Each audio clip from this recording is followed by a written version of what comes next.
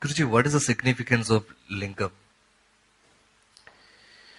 The word linga literally means the form.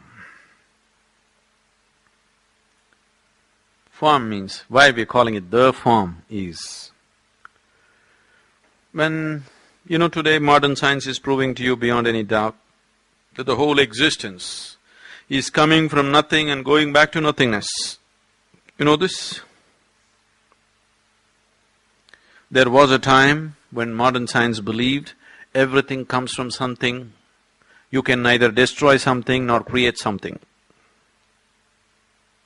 It can only be transformed from one state to another. You cannot destroy anything nor can you create anything. That was the belief some time ago.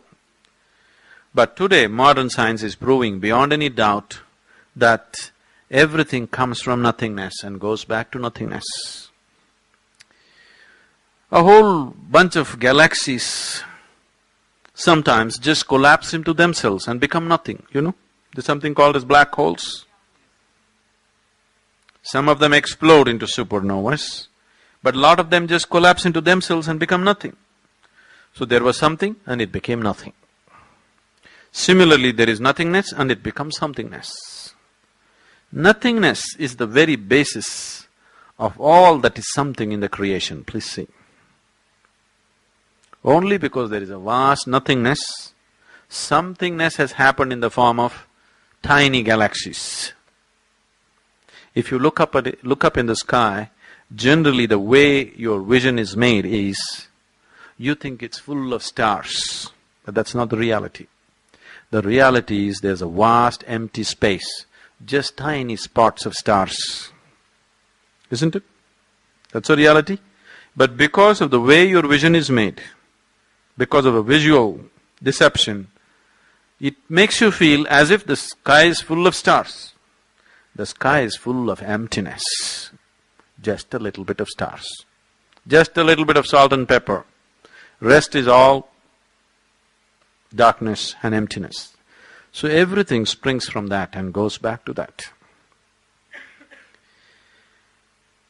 When the unmanifest begins to move towards the manifest, when the first manifestation begins, the first form that the energy takes is the form of an ellipsoid. You know what's an ellipsoid?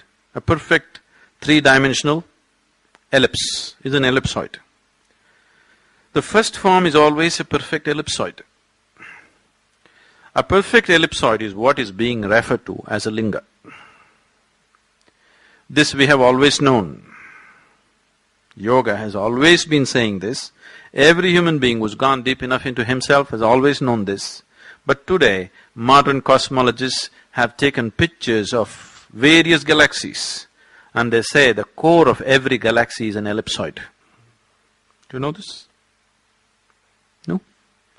The core of every galaxy, if you take pictures of it, is always an ellipsoid. So the first form that the unmanifest, when it begins to manifest, it takes the form of an ellipsoid.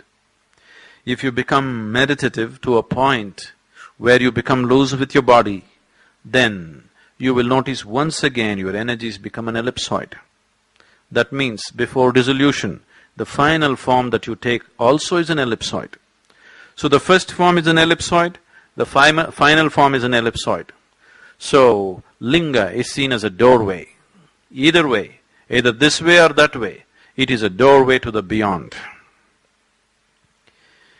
If we take any form, suppose if you give me anything, let's say you give me this flower.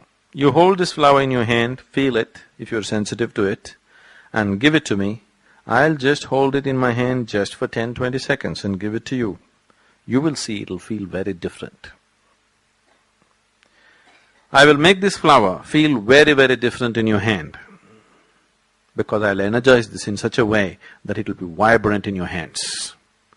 But this flower cannot retain it for too long. After some time, it'll be just a piece of organic material.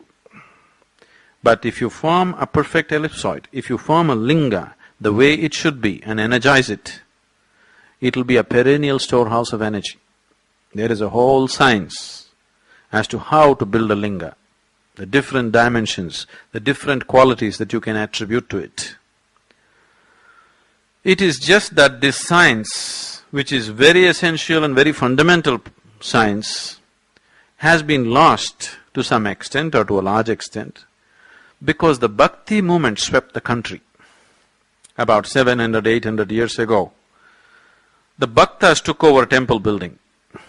So the science of how to make it, they dropped it because for a bhakta, bhakta means a devotee is not interested in any science. It is just the strength of his emotion. Isn't it? You know. Just simple strength of emotion. He is not interested in any science. So when devotees started building temples, they started building it whichever way they like. It's their love affair. You know, no rules, no science, no nothing. Their love affair just made them do lingas whichever way they feel like it. So, the science of making it sort of receded.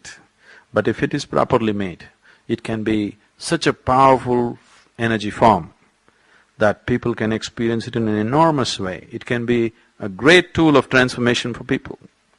Have you sat there for some time, any of you? You should just sit there, don't believe any nonsense. Simply sit there, don't think of Shiva and all this business. Simply just sit there, without any prejudice about it, without any beliefs about it, just sit there. It will shake you from the root of your spine. It'll just set forth a completely different process within you. Without a single instruction, you will be initiated into a very powerful process in the presence of Dhyana Linga. There's too much behind it. Let's not go at it now. Those of you who want to know much more about it, most of you have the Mystics' Musings. The last chapter is all about Dhyana Linga.